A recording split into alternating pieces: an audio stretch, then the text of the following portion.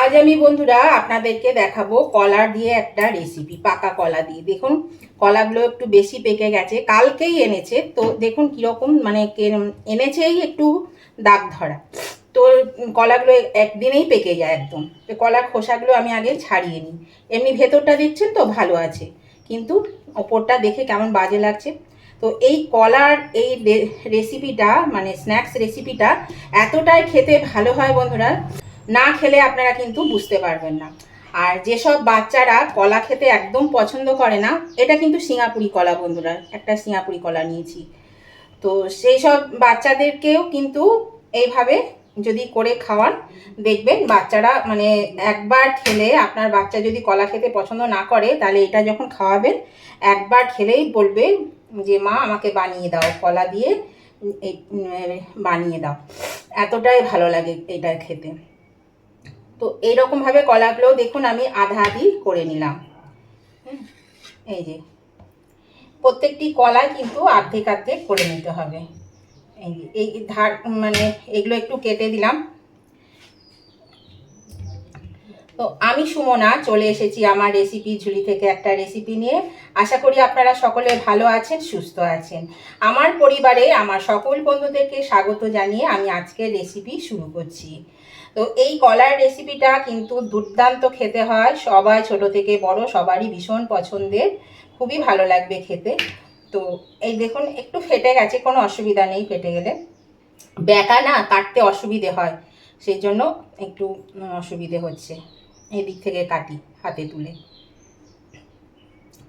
দেখা মাত্রই কিন্তু আপনার বাচ্চার জন্য আপনি অবশ্যই বানিয়ে দেবেন, দেখবেন বাচ্চা কিন্তু খেয়ে নেবে, মানে ভীষণ মজা করে খেয়ে নেবে। তো দেখুন কলাগুলো আমি কিন্তু কেটে নিয়েছি। এই দেখুন বন্ধুরা, এখানে আমি একটা বাটিতে একটু ময়দা নিয়েছি পরিমাণ মতো। এর মধ্যে আমি দিয়ে দিচ্ছি এখানে একটু পরিমাণ মতো নুন দিয়ে দিলাম।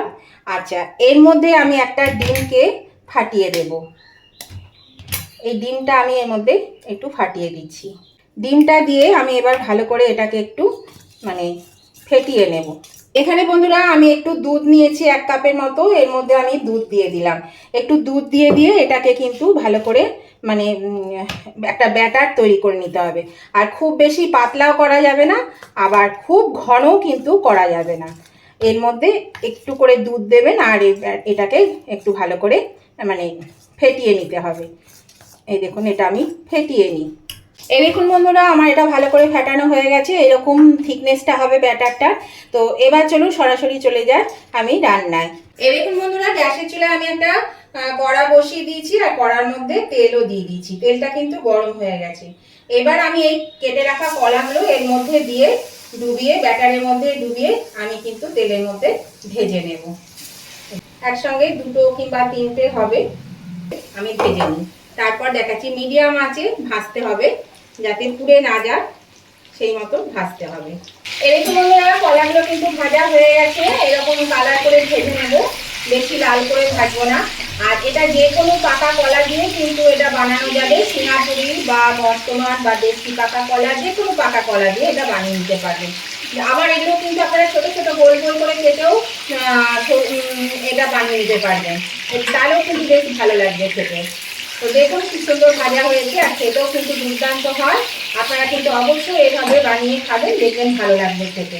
আমি বাকিগুলো এবার এর মধ্যে দিয়ে দিচ্ছি। একটু বন্ধুরা, এই ব্যাটারটা একটু পাতলা হয়েছিল মনে হলো, সেই জন্য আমি আরেকটু ময়দা দিয়ে এটাকে আমি ঠিক করে নিলাম।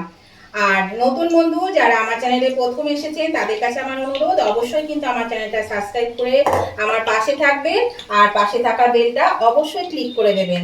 তাহলে আমি যখনই আমার নতুন নতুন ভিডিও আপলোড করব, সাথে সাথে নোটিফিকেশন আপনাদের মোবাইলে পৌঁছে যাবে, আর আপনারা সবার আগে আমার ভিডিও দেখতে পাবেন। আর আমার উভয় বন্ধুদেরকেই বলছি, দেখতে দেখতে যদি এখনো পর্যন্ত লাইক দিতে ভুলে গিয়ে থাকেন বন্ধুরা, প্লিজ লাইক বাটনটা একটু প্রেস করে দেবেন।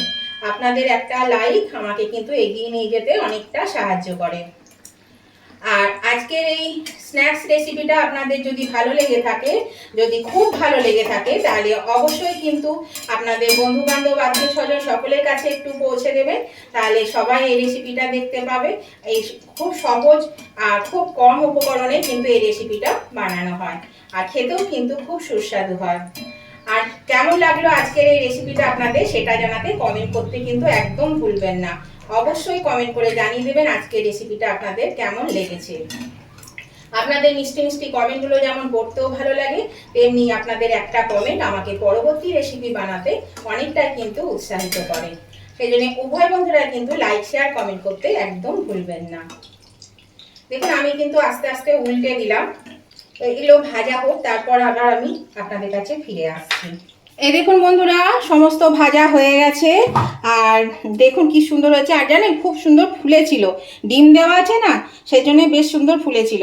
এটা খেতে কিন্তু সত্যিই অসাধারণ হয় বন্ধুরা, অবশ্যই কিন্তু করে খেয়ে দেখবেন।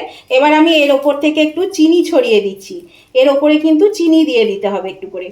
এটা একটু বেশ মিষ্টি মিষ্টি নোনতা নোনতা খেতে হবে, সেই জন্য একটু করে চিনি দিয়ে দেবেন।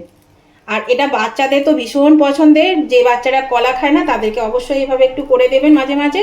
দেখবেন রোজ তো খাওয়া ঠিক না তেলে ভাজা জিনিস, তাই মাঝে মাঝে করে দেবেন, দেখবেন ওরা খেতে কিন্তু ভীষণ পছন্দ করবে।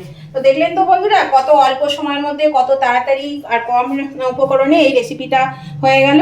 তাহলে এটা অবশ্যই যদি ভালো লেগে থাকে বন্ধুরা, তাহলে অবশ্যই কিন্তু লাইক শেয়ার কমেন্ট করতে ভুলবেন না।